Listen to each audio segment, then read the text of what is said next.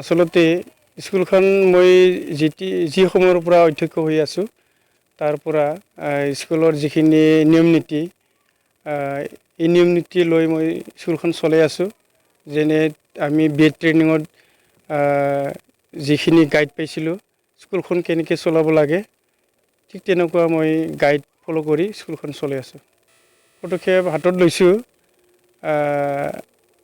প্ৰথম এইটো ক'ব লাগিব যে ষ্টুডেণ্টক ডেভেলপ কৰাৰ কাৰণে বা অন্যান্য বিদ্যালয়তকৈ মোৰ বিদ্যালয়খন অলপ মই ডেভেলপ কৰাৰ ক্ষেত্ৰত যেনে smart classroom, innovative class, screen touch smart classroom আছে।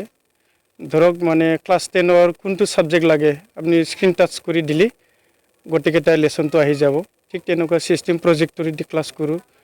আৰু ATL আছে, অটল টিংকাৰিং লেবৰেটৰী আছে, লগতে ৰিটেল ক্লাছ আছে, IT আছে, ICT আছে। এইবোৰ গোটেই তাৰমানে ইন'ভেটিভ ছিষ্টেমত তাৰমানে ক্লাছটো কৰি আছোঁ মোৰ বিদ্যালয়ত। এইটো ক্ষেত্ৰত তাৰমানে মই স্কুলখন ডেভেলপ কৰি লৈ যাওঁ আৰু ষ্টুডেণ্টক কেনেকৈ তাৰমানে স্কিল ডেভেলপমেণ্টটো দিব পাৰোঁ এইটো চেষ্টা কৰি আছোঁ। এইটো বৰ্তমান মোৰ ক্ষেত্ৰত উল্টা বুলি ক'ব লাগিব যে মোৰ ওচৰত মোটামুটি 7খনমান প্ৰাইভেট স্কুল একাডেমি আছে। এইখন একাডেমিৰ পৰা প্ৰতি বছৰে 10ৰ পৰা 21-22 জনলৈকে এইবাৰ 19 জন আহিছে। 2020-21ত 19 জন ষ্টুডেণ্ট আহিছে বিভিন্ন তাৰমানে প্ৰাইভেট স্কুলৰ পৰা। আৰু ইয়াৰ অৰ্থটো হৈছে কি আচলতে মই ইন'ভেটিভ ছিষ্টেমত তাৰমানে ক্লাছ দি আছোঁ আৰু সপ্তাহত তেওঁলোকক মানে লাইফ স্কিল ক্লাছ দিছোঁ, কেৰিয়াৰ কাউন্সেলিং দি আছোঁ। এইটো ক্ষেত্ৰত তাৰমানে প্ৰাইভেটতকৈ মোৰ মানে চৰকাৰী বিদ্যালয়ত ষ্টুডেণ্ট বেছি তাৰমানে আহি আছে আৰু ৰিজাল্টটো আগৰ তুলনাত মানে অলপ ভাল হৈছে। ৰিজাল্টটো আগৰ অধ্যক্ষ যিসকলে চলাই আছিল তেতিয়া ক'ব লাগিব ষ্টাৰ ডিষ্টিংশ্যন এইবোৰ নাছিলে। এতিয়া মই চলাৰ পৰা 2017ৰ পৰা মই অধ্যক্ষ হৈছোঁ। আজিলৈকে ষ্টাৰ ডিষ্টিংশ্যন আছে। ফাৰ্ষ্ট ডিভিজন আগতেতো কেতিয়াবা এটা দুটা আছিল, এতিয়া ফাৰ্ষ্ট ডিভিজন মোৰ বিদ্যালয়ত 15 জন পৰ্যন্ত পাইছোঁ আৰু ষ্টাৰ ডিষ্টিংশ্যন আছে।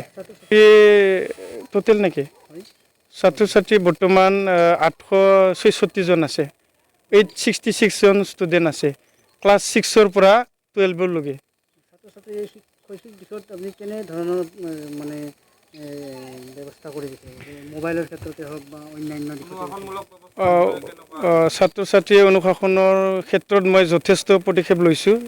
প্ৰথম ক'ব লাগিব মই গাৰ্জেন মিটিং কৰিছোঁ। মোটামুটি বছৰত 4বাৰমান গাৰ্জেন মিটিং কৰোঁ মই। দ্বিতীয়তে ষ্টুডেণ্ট আগৰ তুলনাত মোবাইল বহুত মানে লোৱা হৈছে আৰু এই মোবাইলটো মই চিজ কৰোঁ।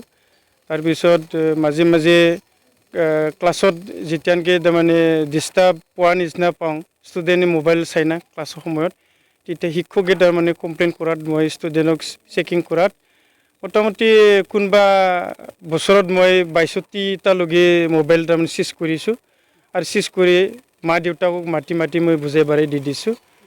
আৰু যেতিয়া নেকি মেট্ৰিক আৰু হায়াৰ ছেকেণ্ডেৰী ফাইনেল অৱস্থা আহে তেতিয়া গোটেইকেইটা চিজ কৰি মই মেট্ৰিক ফাইনেল আৰু হায়াৰ ছেকেণ্ডেৰী ফাইনেল ৰিজাল্ট দিয়াৰ পাছতহে মই মোবাইলটো দি দিওঁ। এইটো আন্তঃগাঁথনি চৰকাৰে যেনেকৈ আমাক দিব লাগে এনেকৈ দিয়া নাই। বছৰত মানে ষ্টুডেণ্টে এনৰলমেণ্ট চাই, এতিয়া মোৰ ষ্টুডেণ্টৰ এনৰলমেণ্ট যিহেতু 800ৰ পৰা 900ৰ ভিতৰত আছে, মই আচলতে আন্তঃগাঁথনি নামত 75,000 মাত্ৰ বছৰত পাওঁ। এইটোতে মানে চব মেইনটেইন কৰিব লাগে।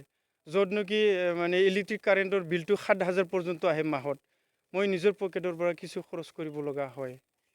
আৰু আন্তঃগাঁথনিটো মই নিজে তাৰমানে কিছুমান কৰিব লগা হয় আৰু এনেকৈ এট্ৰেকশ্যনৰ কাৰণে বা বিভিন্ন তাৰমানে আন্তঃগাঁথনি এনেকৈ দিয়াই নাই তাৰমানে চৰকাৰে।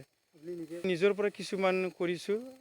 ষ্টুডেণ্টকতো ফ্ৰী এডমিশ্যন না, higher secondary first year second year বা মানে 6 to 10লৈকে চব ফ্ৰী এডমিশ্যন। অকল আমাক তাৰমানে কি বুলি কয় আমাৰ পৰীক্ষাৰ ফিজ মাত্ৰ ল'ব দিছে, তাৰ বাহিৰে একো ল'ব দিয়া নাই। এনেকৈ মই এটা পদক্ষেপ লৈছোঁ, তাৰমানে মই এইটো গৌৰৱ কৰিব পাৰোঁ।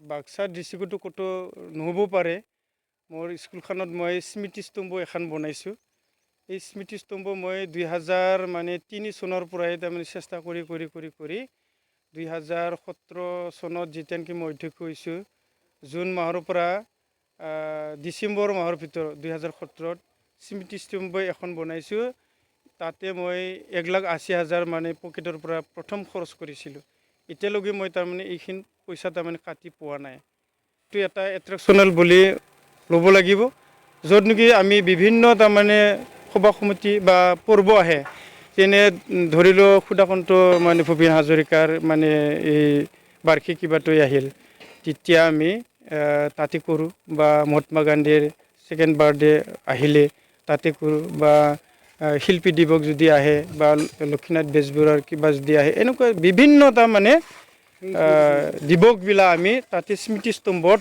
মানে কৰোঁ এইটো কিন্তু মানে কিবা নহয় এইটো কি বুলি কয় অসমীয়াত নহয় এইটো কিন্তু স্মৃতিস্তম্ভ তাতে চব কৰিব পাৰে ব্যক্তিগত মানে সেইটোতো মই আচলতে নিজে আৰু কি কৈ ল'ব পাৰিম এনে সাহিত্য চৰ্চা কৰোঁ কিতাপ লিখিছিল নেকি কিতাপ মই নিজা কিতাপ মই 10খন লিখিলোঁ আৰু 2খন ট্ৰেন্সলেশ্যন কৰিছোঁ এটা NBTI national book trust of ইণ্ডিয়াৰ পৰা এখন ৰং বিৰংগে মুৰ্গী এইটো বড়ো ভাষাত বাইদি গাবনি দাও এনেকৈ লিখিছোঁ আৰু আমাৰ বিদ্যা মন্দিৰৰ ফাউণ্ডাৰ প্ৰিন্সিপাল ৰামদাস বৰদেৱ আছিল তেওঁৱে 1960 চনতে অসমীয়াত মানে নবেল এখন লিখিছিল এই নবেলখন মই বড়ো ভাষাত ট্ৰেন্সলেশ্যন কৰিছোঁ হাগ্ৰামানি অৰ অসমীয়াৰ পৰা বড়ো নাম দিছোঁ মই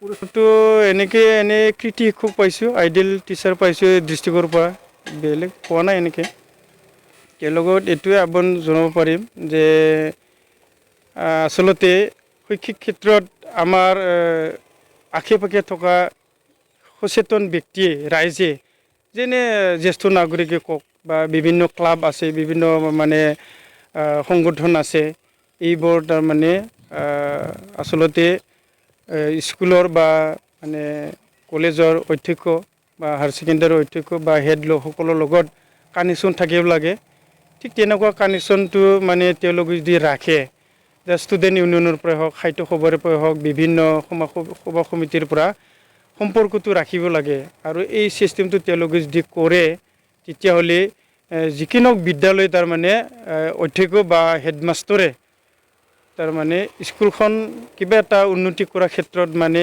আগবঢ়াই নিয়াত সহায় সহযোগ হ'ব এইটোৱে আহ্বান কৰিছোঁ মই